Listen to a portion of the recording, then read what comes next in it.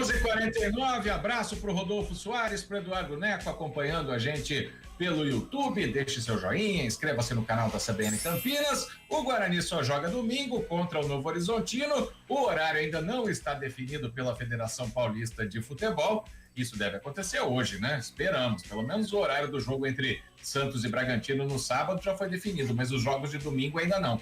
E o principal destaque do Guarani nessa recuperação no Campeonato Paulista, o Guarani nesse momento figura entre os classificados para as quartas de final do campeonato, é o Andrigo, autor de 3 gols na competição, e ele fala, né, sobre o desempenho do Guarani, que está numa crescente porque estava jogando bem, mas não conseguia resultados.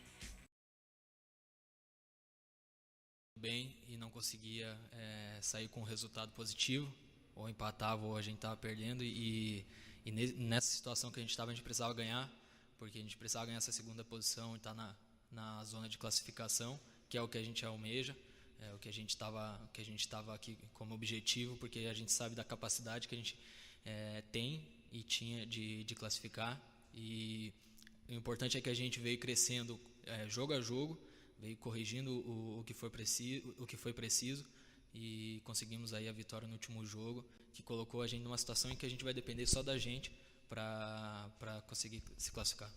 Que quando a gente joga bem, a gente fica mais perto de vencer, e a gente não estava tendo aquela tranquilidade muitas das vezes para fazer os gols, e a gente veio se cobrando disso daí. Nós nos cobrávamos para que a gente tivesse um pouco mais de tranquilidade para fazer o gol, para definir, e porque criar a gente criou em todos os jogos, e o mais difícil, eu falei isso aí na outra coletiva, que o mais difícil era criar, e faltava um pouquinho desse detalhe de definição. A vitória foi muito importante.